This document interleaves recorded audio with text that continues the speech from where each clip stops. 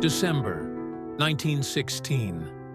It's freezing in Petrograd. In a fancy mansion on the Moika River, a bunch of aristocrats kill the most powerful guy in the empire, Grigori Rasputin. We were told a story about an invulnerable demon who could not be killed by poison or bullets. But what if it was all a lie? The autopsy revealed a shocking truth.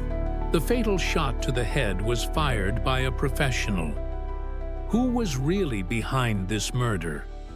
Russian aristocrats or British intelligence?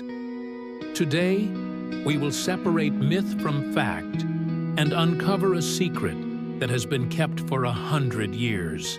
It was a cold December night in 1916. In the luxurious mansion of Prince Felix Yusupov on the banks of the Moika River in St. Petersburg, a drama was unfolding that would go down in history and become one of the most talked about and mythologized murders of the 20th century. The main character, who was still unaware of his fate, was Grigori Rasputin, a Siberian peasant, mystic, and healer who became the Grey Cardinal at the court of the last Russian emperor, Nicholas II.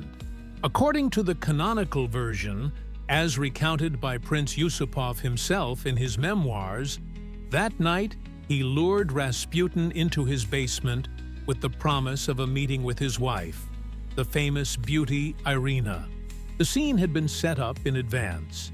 A cozy room with a fireplace, a bearskin rug on the floor, and a table laden with refreshments. But this was no friendly reception, but a deadly trap. Yusupov claimed that he offered his guest chocolate cream cakes and Madeira wine generously laced with potassium cyanide, a dose capable of killing several people instantly. To the prince's amazement, Rasputin ate several cakes with gusto and washed them down with poisoned wine. But the poison seemed to have no visible effect on him. He continued the conversation, complaining of heaviness in his head and a burning sensation in his stomach, but remained alive. Hours passed, and the holy old man did not die. Yusupov, overcome with despair and superstitious horror, later wrote, "This devil, dying of poison, with a bullet in his heart, must have been resurrected by the forces of evil." In his account, Rasputin appears not as a human being, but as a demonic entity, a supernatural creature that cannot be killed by ordinary means. This version, full of drama and mysticism, instantly captured the public's imagination. The story of a man who survived a huge amount of poison became a central element of the Rasputin legend. It painted a picture of an epic struggle between good and evil, where a noble prince saving Russia fights an inhuman monster. It was this image, mystical, invulnerable, and sinister, that became entrenched in the popular consciousness for decades, turning a brutal murder into an almost biblical tale of the downfall of a dark force. But was this story true? Or was it just a carefully constructed smokescreen hiding a much more prosaic and terrifying reality? That night on the Moika River became the starting point for many myths, but the answers to the main questions were to be found not in the murderer's memoirs, but in the cold and impartial facts that would only come to light a few days later. To understand why shots rang out in the basement of the Yusupov palace on that fateful night, one must look at those who held the weapons. They were not just murderers, but the cream of Russian aristocracy, people convinced that they were performing a patriotic deed in the name of saving the monarchy and Russia. The central figure in the conspiracy was the owner of the palace, Prince Felix Felixovich Yusupov, the heir to one of the richest families in the empire. Married to the emperor's niece, Princess Irina Alexandrovna, He was the embodiment of luxury and idleness. Yusupov led a bohemian lifestyle and was known for his eccentricity and artistic nature. However, by 1916, against the backdrop of the protracted First World War and growing discontent in the country, he, like many members of the elite, came to the conclusion that the main cause of all the troubles was Grigori Rasputin and his pernicious influence on Empress Alexandra Feodorovna, and through her, on the Tsar himself. Yusupov believed that eliminating the old man was his direct duty to his country. The second key participant was Grand Duke Dmitry Pavlovich, Nicholas II's cousin. A professional soldier, he was respected in the army and at court. His participation lent weight and legitimacy to the conspiracy in the eyes of a certain section of society. Unlike the exalted Yusupov, Dmitry Pavlovich was more reserved and pragmatic. His motives were primarily political. He saw Rasputin as a threat to the Romanov dynasty and believed that his elimination would help restore the authority of the Tsarist regime. The third active conspirator was Vladimir Mitrofanovich Purishkevich, a well-known right-wing politician and member of the State Duma. A fervent monarchist and nationalist, he was known for his fiery speeches and eccentric behavior. Purishkevich hated Rasputin, seeing him as a German spy and a debauched man who discredited the monarchy and led the country to defeat in the war. For him, Rasputin's murder was an act of political struggle, a last desperate attempt to rid the throne of dark forces. In addition to this trio, two other people were involved in the conspiracy: Lieutenant Sergei Mikhailovich Sukhotin and military, Dr. Stanislav Sergeyevich Lazover. The latter was assigned the role of poisoner. It was he who was to prepare the poison for Rasputin. These 5 people, different in character and temperament, were united by one idea: Rasputin must die. They were not cold-blooded killers. In their own eyes, they were saviors of the fatherland, ready to go to extreme measures for the sake of the higher goal. Their plan, however, was poorly thought out and based more on emotion than cold calculation.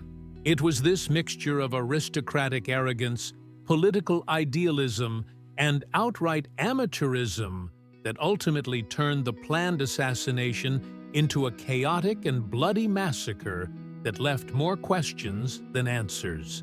The conspirators' plan was bold and naive at the same time. It was based not on strength, but on deception. They understood that it was impossible to openly attack Rasputin, who, although he had no official security detail, was always surrounded by people. They needed to lure him to a safe place, where no one could interfere with their plan. The luxurious palace of Felix Yusupov on the Moika River was the ideal setting for this spectacle. It was not only the residence of one of the main conspirators, but also a symbol of aristocratic St. Petersburg, a place where Rasputin, despite his influence, did not always have access to the highest circles. The main bait that the old man was supposed to take was Felix's wife, Princess Irina Alexandrovna Romanova Yusupova, the emperor's niece. She was famous for her dazzling beauty, and rumors about her stirred up the whole of St. Petersburg. The conspirators knew about Rasputin's weakness, his interest in women, especially those from high society. Yusupov, who had previously been acquainted with Rasputin and had even been treated by him, was to play the role of a friend and hospitable host. He invited Rasputin to his palace late in the evening, explaining that at that time they would be able to avoid prying eyes. The main pretext was a meeting with Irina, who allegedly wanted to meet the famous healer. In fact, Princess Irina was not only absent from the palace that night, but also from St. Petersburg altogether. She was in Crimea. This was a complete fabrication, a decoy created specifically for Rasputin. To make it more convincing, the conspirators prepared a cozy room in the basement of the palace, where Yusupov was to wait for his guest alone. The others, Dmitry Pavlovich, Purishkevich, Sukhotin, and Lazover, waited upstairs in Felix's office, ready to come to the rescue at the right moment. The plan assumed that Rasputin would arrive unaccompanied. To make sure of this, Purishkevich was instructed to watch Rasputin's apartment on Gorokovaya Street and report when he left. Everything was thought out to the smallest detail. Yusupov himself drove to pick up Rasputin in his car to lull him into a false sense of security. Upon arriving at the palace, the prince led his victim through a side entrance directly into the basement, where a table had already been set with poisoned refreshments. Rasputin was in his element, an intimate setting, a wealthy aristocrat seeking his company, and the promise of a meeting with one of the most beautiful women in the empire. He had no idea of the mortal danger he was in. The conspirators were confident that their plan would work flawlessly. The poison was supposed to do its job quietly and quickly. But they didn't take one thing into account. In history, as in life, events rarely go according to plan. And that night was no exception. When Grigori Rasputin and Prince Yusupov descended into the cozy basement, the first part of the deadly plan was put into action. On the table, as planned, were cakes with pink cream and several bottles of Rasputin's favorite wine, Madeira. According to Yusupov, both were generously laced with cyanide. Dr. Stanislav Lazover, one of the conspirators, allegedly personally crushed the poison crystals and sprinkled them over half of the cakes. The prince offered his guest a treat, and here begins the first oddity in this story. Yusupov writes that Rasputin initially refused the cakes, but then, after some persuasion, ate one, then another, then several more. After that, he asked for wine and drank 3 glasses, which were also poisoned. To Yusupov's utter amazement, Rasputin showed no signs of poisoning. He continued the conversation, looking cheerful and complaining only of a sore throat and belching.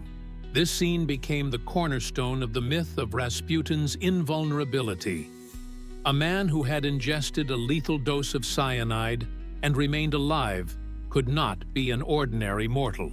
But if we step away from mythology and turn to facts and evidence, the picture becomes quite different. First, many contemporaries and researchers noted that Rasputin, despite his reputation, was extremely cautious about food, and, in particular, avoided sweets, fearing that they might weaken his gift. The very fact that he ate cakes with appetite is already questionable. Secondly, and most importantly, many years after the murder, Dr. Lazover himself admitted that at the last moment his hand trembled. As a doctor, he could not cold-bloodedly poison a person. According to him, he staged the poisoning by replacing the cyanide with a harmless powder that looked similar to it. This confession completely changes the case. It explains why Rasputin did not die from poison, because there was most likely no poison. This is confirmed by the results of the official autopsy conducted by Professor Kosorotov. No traces of cyanide were found in Rasputin's stomach. Thus, the entire dramatic scene of eating poisoned cakes described by Yusupov turns out to be either a fabrication or the result of his own delusion. Perhaps the prince sincerely believed that Lazover had mixed poison into the cakes, and Rasputin's inability to die plunged him into a mystical horror, which he described in his memoirs. Or perhaps he deliberately invented this story to make the murder more dramatic and justify the subsequent cruelty. Either way, the first assassination attempt failed. The poison did not work. The clock was ticking, and the tension was mounting. The conspirators waiting upstairs were beginning to get nervous. The plan was falling apart before their eyes, and Yusupov had to move on to the next, bloodier act of his tragedy. Time passed, and Rasputin was still alive. The poison plan had completely failed, and Yusupov, on the verge of a nervous breakdown, realized that he had to act differently. He apologized to his guest and went upstairs to his study, where the other conspirators were waiting impatiently. "Imagine my amazement," he later wrote. "The poison isn't working." Panic broke out. The situation was getting out of control. After a short and feverish discussion, a decision was made. Rasputin had to be shot. Grand Duke Dmitry Pavlovich handed Yusupov his Browning revolver. With a heavy heart and a gun in his hand, the prince returned to the basement. Rasputin was sitting at the table, breathing heavily and complaining of heaviness in his head and a burning sensation in his stomach. Yusupov tried to maintain his composure. He approached Rasputin and, to distract him, suggested that he look at an antique rock crystal crucifix hanging on the wall. "Grigori Efimovich," said the prince, "you'd better look at the crucifix and pray." When Rasputin slowly turned his head, Yusupov raised his revolver and fired. The bullet hit the left side of his chest, in the area of the heart. There was a deafening bang, and Rasputin collapsed onto the bearskin rug with a wild scream. The other conspirators rushed to the basement at the sound. They saw the body lying on the floor. Dr. Lazover rushed to Rasputin, felt his pulse, and confidently declared, "He's dead." The tension eased. It seemed that everything was over. The killers were sure they had achieved their goal. They decided to stage Rasputin's return home to divert suspicion. Lieutenant Sukhotin put on the murdered man's fur coat and hat, got into the car with Dmitry Pavlovich and Lazover, and drove to Rasputin's house on Gorokovaya Street to make it look like the old man had returned home safely. 8. Meanwhile, Yusupov and Purishkevich remained in the palace, next to the body. At that moment, the conspirators made a fatal mistake. Euphoric from their apparent success, they left the corpse unattended, without even making sure that their victim was dead. They took the doctor's word for it, who, as it turned out earlier, had already let them down with the poison. It was a moment of calm, a brief respite in the bloody drama that was about to erupt with new, even more terrifying force. Yusupov, remaining in the basement, decided to take another look at the man he had just killed. This moment would become a turning point in his story and give rise to the most incredible part of the legend of Rasputin. What happened next, according to him, defies rational explanation and turns the murder into a scene from a Gothic horror novel. Leaving Rasputin's body lying on the floor, the conspirators believed for a moment that their terrible mission was complete. But what happened next, at least according to Felix Yusupov's own account, turned that night into a real nightmare. This part of his story is the most controversial, the most dramatic, and probably the furthest from reality. But it is precisely this part that formed the basis of the myth about Rasputin's demonic nature. Remaining in the basement, Yusupov, according to his own words, felt an inexplicable anxiety. He approached the body lying on the bearskin rug. Everything was quiet. But suddenly, when the prince leaned over Rasputin, something unimaginable happened. The left eye of the dead man twitched and opened. Then the right eye opened. Rasputin stared at him with a look full of rage and hatred. The next moment, as Yusupov described, Rasputin jumped to his feet with a wild roar.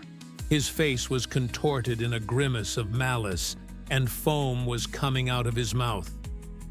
He suddenly opened his eyes and, with a cry, jumped to his feet, wrote the prince.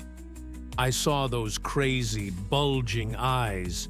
He stretched out his hands toward me, his fingers twisted.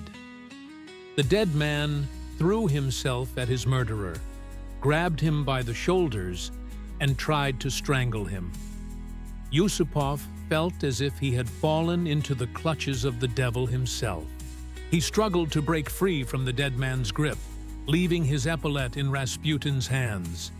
In a panic, beside himself with horror, Yusupov rushed out of the basement, screaming for help. "He's alive! He's alive!" he shouted to his accomplices upstairs. But the nightmare was not over. Rasputin, staggering but driven by superhuman strength, followed him. He got out of the basement and, passing through a side door, ran out into the palace courtyard, which was covered with snow. He ran, making hoarse animal sounds, and shouted, "Felix! Felix! I'll tell the queen everything!" This scene, the wounded but still alive Rasputin chasing his killer, is the climax of the Yusupov version. It is intended to show that the conspirators were not dealing with a simple man, but with a creature from hell, impervious to poison or a bullet to the heart. However, no independent source or material evidence confirms this resurrection. Later analysis of the events and forensic medical examination completely refute this part of the story. Most likely, this was artistic exaggeration, the product of the shocked murderer's imagination, or a deliberate hoax. Yusupov needed to portray his victim as a monster in order to justify to society, and perhaps to himself, the brutality with which they had dealt with an unarmed man. But on that snowy night, in the courtyard of his own palace, the prince was in no mood for reflection. He saw his victim, whom he believed to be dead, trying to escape, and realized that if Rasputin got away, their conspiracy would be exposed and their lives ruined. Someone was needed who could coolly finish what had been started. When the wounded Rasputin broke into the courtyard, panic seized the conspirators. The man they thought was dead was alive and trying to escape. At this critical moment, another participant in the conspiracy entered the scene: Vladimir Purishkevich. Unlike the hesitant and shocked Yusupov, Purishkevich, an experienced politician and man of action, did not lose his composure. Hearing Yusupov's cries and seeing Rasputin's figure hobbling through the snow toward the gate, he realized that there was no time to waste. According to his own recollections, which, like Yusupov's memoirs, should be taken with a grain of salt, he ran out into the courtyard after Rasputin. He had a savage revolver with him. Purishkevich started shooting. He fired 4 shots. The first 2, according to him, missed. Rasputin continued to run, already approaching the gate leading to the street. The 3rd shot hit him in the back. Rasputin stumbled, but was still moving. Only the 4th bullet, which hit him directly in the back of the head, finally stopped him. Rasputin fell face down in a snowdrift, this time for good. Purishkevich ran up to the body, and kicked him hard in the temple to make sure he was dead. The bloody saga seemed to have come to an end. Soon, Yusupov ran out into the courtyard. Seeing the motionless body, he, according to some accounts, fell into hysterics. He grabbed a rubber truncheon, according to another version, a paperweight, and began to beat the already dead body with frenzied rage, shouting curses. He had to be dragged away by other conspirators. This outburst of uncontrollable rage is another detail that shows the enormous psychological tension that accompanied this murder. It was no longer a cold political act, but a bloody bacchanalia. Purishkevich's version of events largely coincides with Yusupov's, but assigns the key role in completing the murder to himself. He appears as a decisive and cold-blooded executor who saved the day when Yusupov lost his nerve. However, there are inconsistencies here too. For example, the Tsar's eldest daughter, Olga, later claimed that the fatal shot was not fired by Purishkevich, but by a professional soldier, Grand Duke Dmitry Pavlovich, who was the best shot in the group. In any case, after the shots were fired in the courtyard, Rasputin was dead. The conspirators gathered around the body again. Now they faced a new task: getting rid of the evidence. The body had to be hidden so that it would never be found. The night was not over yet, and the most difficult part of their plan was still ahead of them. They had committed murder, but now they had to commit a crime against nature itself: make a dead man disappear. After the last shots rang out in the courtyard of the Yusupov palace, the conspirators were faced with a new and equally difficult task: getting rid of the body. They understood that Rasputin's disappearance would not go unnoticed.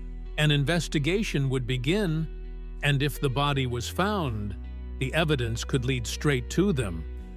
It was necessary to act quickly and decisively. Rasputin's body was carried back into the palace. They decided to tie it up so that it would not float if it was thrown into the water. The killers wrapped the corpse in ropes and wrapped it in blue cloth or heavy curtains to hide traces of blood and make it less noticeable. Then this terrible bundle was loaded into a car. At the same time, some of the conspirators were already returning from Rasputin's apartment on Gorokovaya Street, where they had successfully staged his return home. Now the whole group was assembled, and they set off for the final destination of their journey. The Petrovsky Bridge, which spans the Malaya-Nevka River, was chosen as the place to hide the body. At that time of year, the river was covered with thick ice. The conspirators found a hole in the ice near the bridge. Under cover of night, after making sure there were no witnesses nearby, they pulled the heavy bundle out of the car and threw it into the black, icy water. According to one version, they forgot to tie the weight they had prepared in advance to the body and had to hurriedly look for heavy weights to drown their victim for good. At that moment, they were no longer acting like aristocrats, but like ordinary criminals trying to hide evidence. After throwing the body into the river, the conspirators dispersed, confident that they had covered their tracks. They hoped that the icy waters of the Nevka would hide their secret forever. In their minds, they had just committed an act of supreme patriotism, ridding Russia of an evil genius.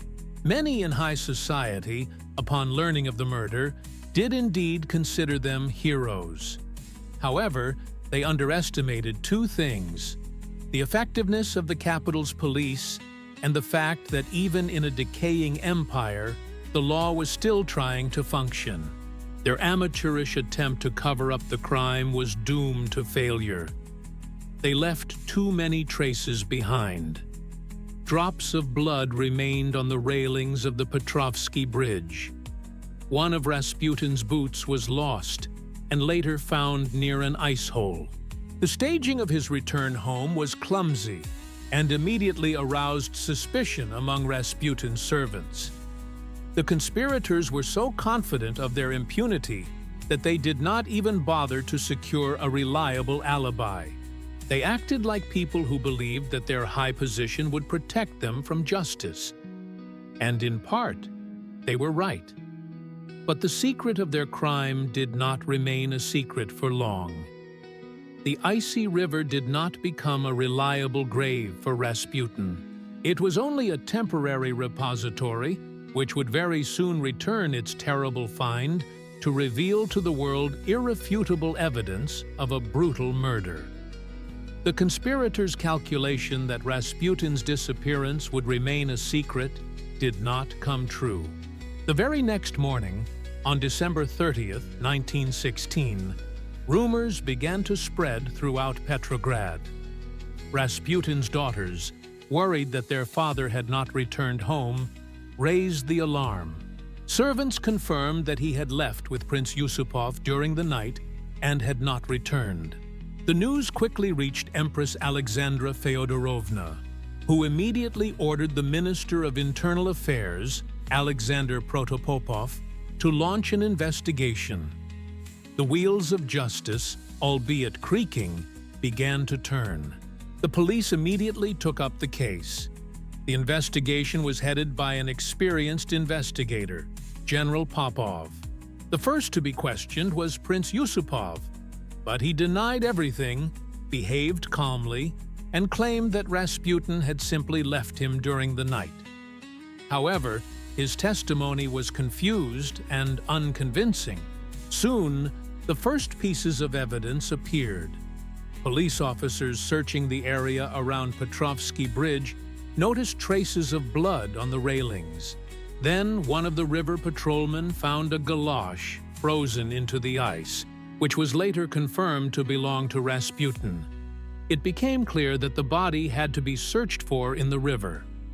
Divers were called immediately. The search continued for several days.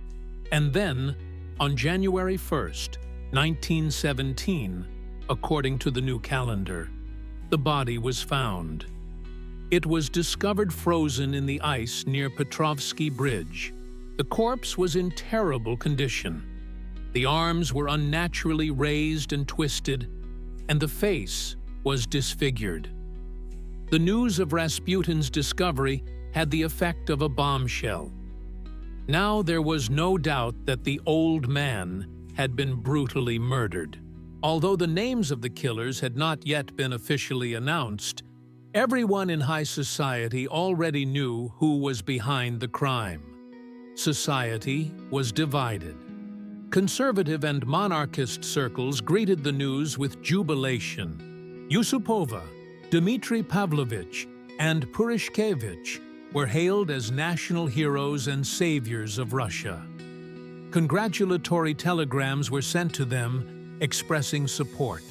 However, for the imperial family, and especially for Alexandra Feodorovna, it was a terrible blow. She had lost not only a friend and spiritual mentor, but also a symbol of her power and influence.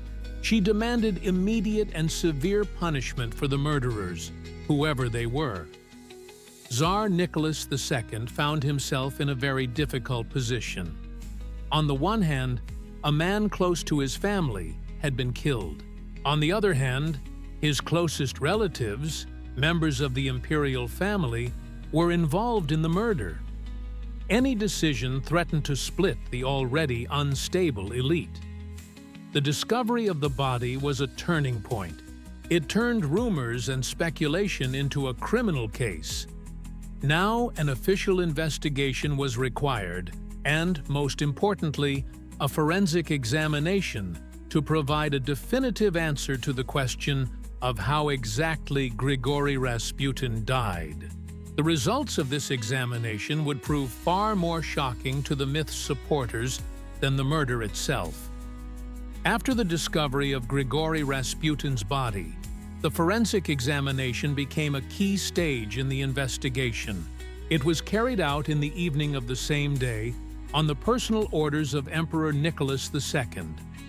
The autopsy was entrusted to one of the most authoritative pathologists of the time, Professor Dmitry Kosorotov of the Military Medical Academy. His conclusions, set out in an official report, dealt a crushing blow to the mythologized version of the murder, which had been actively promoted by Prince Yusupov. First of all, Professor Kosorotov found absolutely no traces of poison in Rasputin's stomach or internal organs.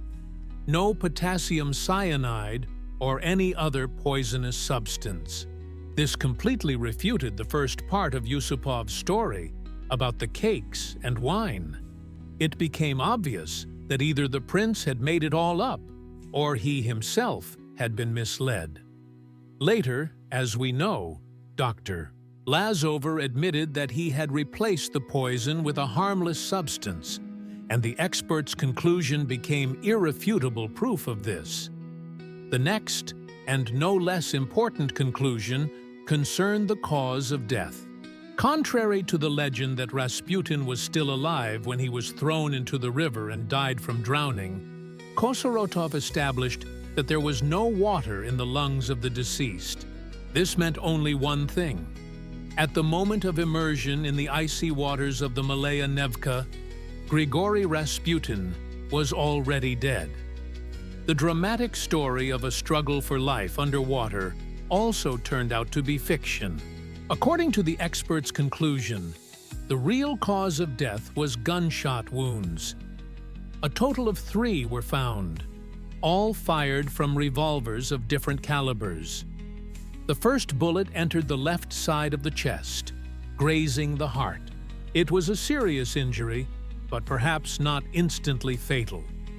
The second bullet hit him in the back, in the kidney area. The third, which proved fatal, was fired at point-blank range into his forehead. It was this shot, fired from extremely close range, that ended Rasputin's life. In addition to bullet wounds, numerous bruises and abrasions were found on the body, including a serious wound to the head, probably inflicted with a blunt object.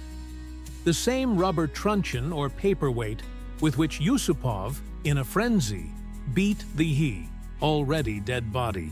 Thus, dry and impartial science completely destroyed the beautiful legend. The mystical story of the struggle with an invulnerable demon was replaced by a cruel and prosaic picture of a brutal murder. Rasputin was not poisoned, but shot. He did not drown, but was thrown into the river already dead. He was not killed by supernatural forces, but by 3 accurate shots. Professor Kosorotov's conclusion became the main document in the case, irrefutable evidence which, however, did not help justice to be done, but allowed historians and researchers to separate fact from fiction and come closer to understanding what really happened on that December night. When we put the 2 accounts side by side, Felix Yusupov's colorful memoirs and Professor Kosorotov's dry autopsy report, it becomes clear that they describe 2 completely different events. On the one hand, we have a mystical thriller. On the other, a crime report. The discrepancies are so great that the main question arises: why did Yusupov distort reality so much? Why did he need to invent a story about poison, resurrection, and drowning? The answers to these questions lie in the fields of psychology, politics, and even commerce. The first, and perhaps the main reason, is self-justification. The murder of an unarmed man whom you yourself invited into your home is an act that is difficult to accept, even for the most hardened criminal, let alone an aristocrat raised in the Christian tradition. Yusupov needed to portray his victim not as a human being, but as a monster, a spawn of hell. By creating a myth about Rasputin's invulnerability, he turned a banal murder into an epic battle between good and evil. He did not kill Grigori, but a demon who could not be killed by poison or bullets. This allowed him not only to justify himself in the eyes of society, but also, probably, to reconcile himself with his own conscience. The second reason was political. The conspirators wanted to present their deed as a heroic act, the salvation of Russia. The legend of Rasputin's supernatural powers only emphasized the scale of the threat they had supposedly eliminated. The more terrifying and powerful Rasputin was, the more significant and heroic their deed appeared. They did not simply kill an influential schemer. They defeated the devil himself, entrenched at the throne.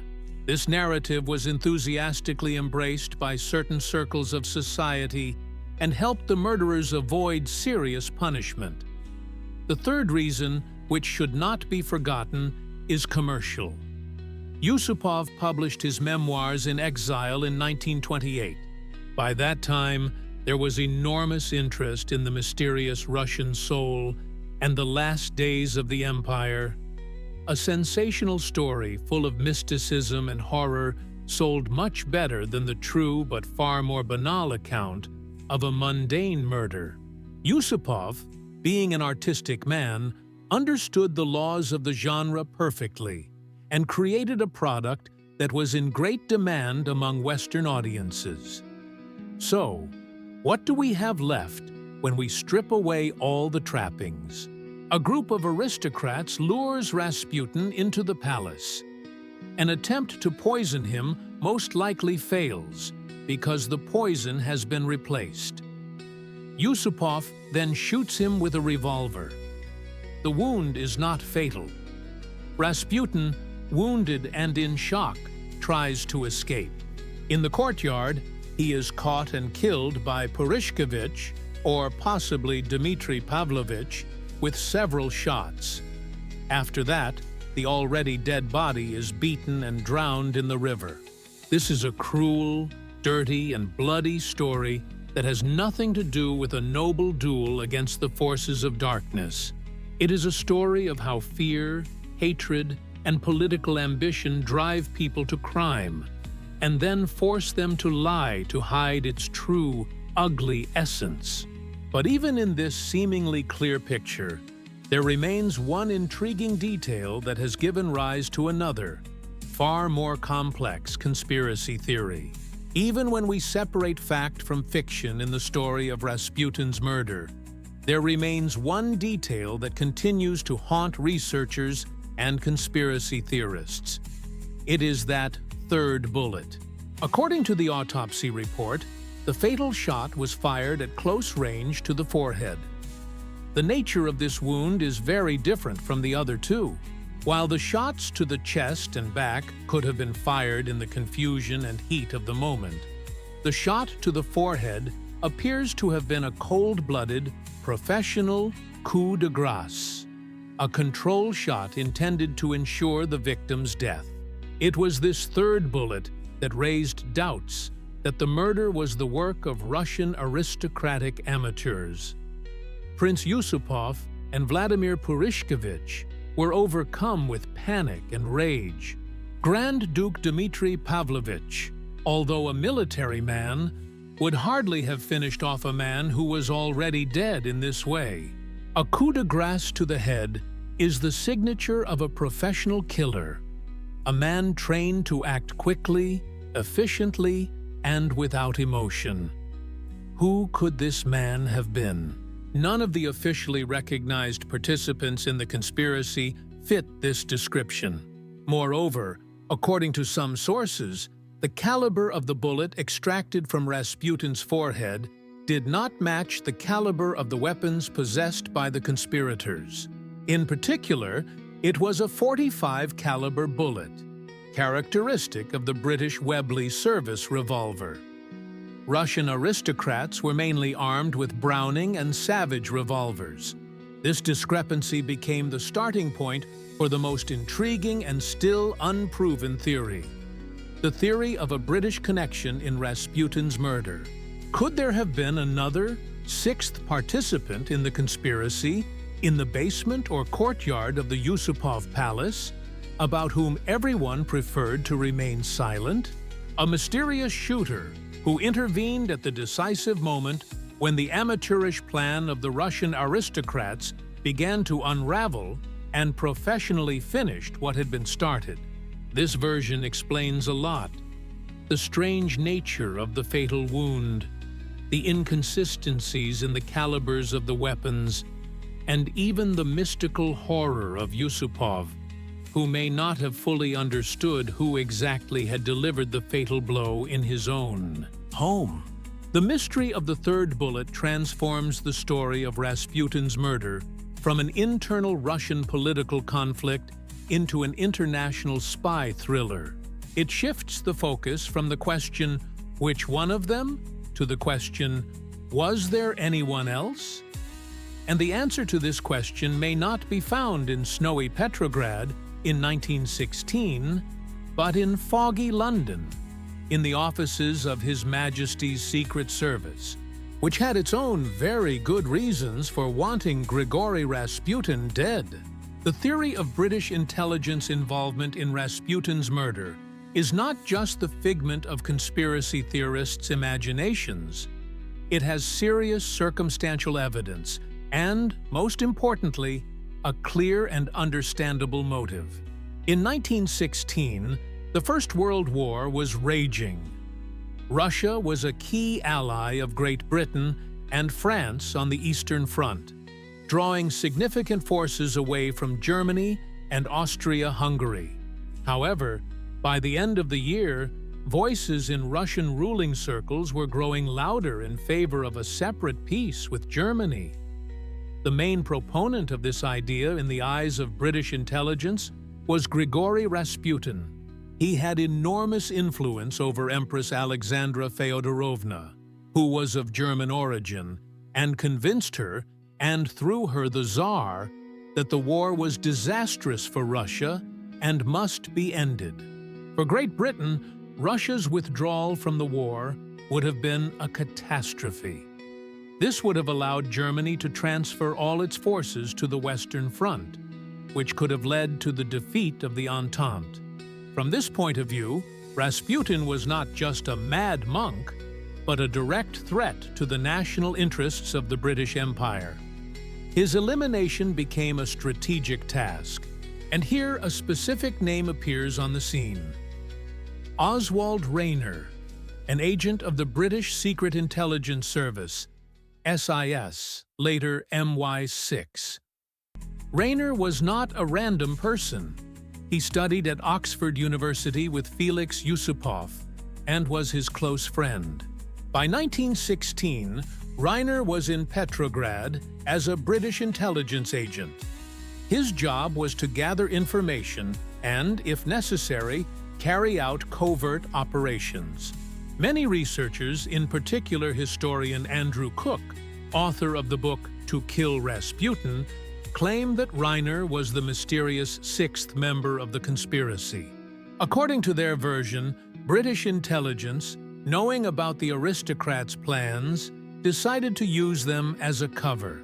When it became clear that the amateurs were not up to the task, Rayner intervened and fired a precise, fatal shot from his service Webley revolver.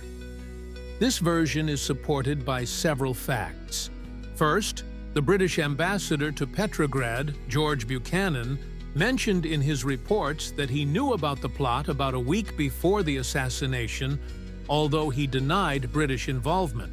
Second, in Yusupov's memoirs, Rayner is mentioned as a person who was in the palace on the night of the murder, although his role is described as minor. Thirdly, after returning to England, Rayner, according to family tradition, did not hide his involvement in Rasputin's murder. Official London, of course, always denied any involvement. No direct orders or documents confirming the operation have been found, which is not surprising for a secret service. However, the combination of circumstantial evidence, motive, opportunity, the presence of an agent at the scene, and modus operandi, a professional shot, makes the theory of a British connection extremely plausible. It does not absolve Yusupov and his accomplices of guilt, but it adds another, international level of intrigue to the story. It turns out that Russian aristocrats, confident that they were saving Russia, may have been nothing more than puppets in the hands of more experienced and cynical players from British intelligence, who were pursuing their own geopolitical goals. The assassination of Grigori Rasputin did not lead to the results the conspirators had hoped for. They hoped that by eliminating the dark force, they would be able to unite the elite around the throne, restore the authority of the monarchy, and bring the war to a victorious conclusion. The reality turned out to be completely different. Instead of saving the empire, the assassination only pushed it closer to the brink of collapse. The fate of the assassins themselves varied, but none of them received serious punishment, which in itself was a symptom of the paralysis of power. Prince Felix Yusupov was sent into exile to his estate near Kursk. Grand Duke Dmitry Pavlovich was exiled to the Persian front, which, ironically, saved his life. After the revolution, he was able to emigrate. Vladimir Purishkevich, as a member of the Duma, enjoyed immunity and remained in Petrograd, where he enthusiastically welcomed the February Revolution. None of them were convicted of murder. This impunity demonstrated to the whole of society that the law in Russia was not the same for everyone. An aristocrat could kill a peasant and get away with a light sentence. This further intensified the hatred of the common people towards the ruling class. The murder did not unite the elite, but rather divided it even more deeply. Empress Alexandra Feodorovna never forgave the murderers and those who supported them. Tsar Nicholas II, torn between his duty as monarch and his family ties, lost the last remnants of his respect and influence. The political crisis only worsened. Instead of disappearing, Rasputin became even more significant after his death. For monarchists, he became a martyr who fell at the hands of conspirators. For revolutionaries, he was a symbol of the decay and corruption of the Tsarist regime. His murder became a powerful propaganda tool used by all political forces. Only 2 months remained before the February Revolution. Rasputin's murder was not the cause of the revolution, but it was one of the last and most resounding chords in the funeral march of the Russian Empire. It exposed all the ills of the regime: corruption, the weakness of the authorities, the division of the elites, widespread mistrust, and legal nihilism. The conspirators thought they were cutting out a malignant tumor, but in fact, they were merely confirming that the body was already terminally ill and unviable. The legacy of this murder turned out to be paradoxical. It gave rise to one of the most enduring historical myths, turning Rasputin, Yusupov, and their accomplices into pop culture characters. It became the subject of dozens of books, films, and even songs. But its real historical significance was far more tragic. It was a desperate and senseless attempt to stop the course of history, which only accelerated the inevitable collapse of the old world. The assassins wanted to save their Russia, but in the end, they helped destroy it, paving the way for chaos from which a completely new country, unknown to them, would be born. So who really killed Grigori Rasputin? After we have dispelled the myths, examined the facts, and considered the theories, the answer seems both simple and incredibly complex. If we answer the question literally, who delivered the fatal blow? Then it was most likely either Vladimir Purishkevich or the mysterious British agent Oswald Rayner. It was their shots, fired in the courtyard of the Yusupov Palace, that ended the life of the old man. They were the physical killers, with the undeniable participation of Felix Yusupov and Grand Duke Dmitry Pavlovich. This is the factual side of the case, confirmed both by the testimony of participants and the results of the autopsy. However, the story of Rasputin's murder is not just a criminal case. It was an event that reflected, like a drop of water, all the contradictions and ills of a dying empire. And if we ask the question differently, what killed Rasputin? The answer will be much more multifaceted. He was killed by the hatred of the aristocracy, who saw him as an upstart and a threat to their privileges. He was killed by the fear of nationalist politicians who considered him a German spy and a traitor. He was killed by the cold calculation of British intelligence, for whom he was a pawn in a big geopolitical game that prevented them from waging war to the bitter end. He was killed by a reputation created by rumors, gossip, and newspaper propaganda, which turned a Siberian peasant into a demonic figure of universal proportions. He was killed by the paralysis of power, in which members of the imperial family and Duma deputies could commit murder with impunity, confident in their righteousness and invulnerability.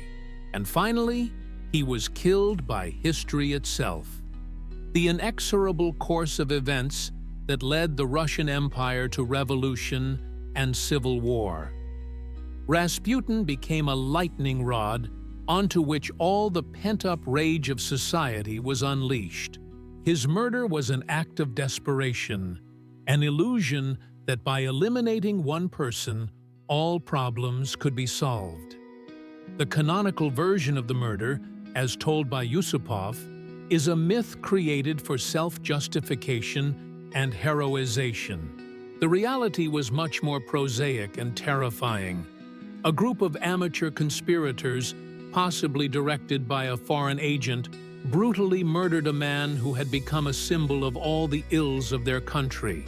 They did not save Russia, but only left another deep scar on its body. The story of Rasputin is an eternal reminder of how easily myth obscures the truth, how dangerous it is to believe in simple solutions to complex problems, and how thin the line is between patriotism and crime. And that is why, even more than a century later, the question, who killed Rasputin, continues to stir people's minds.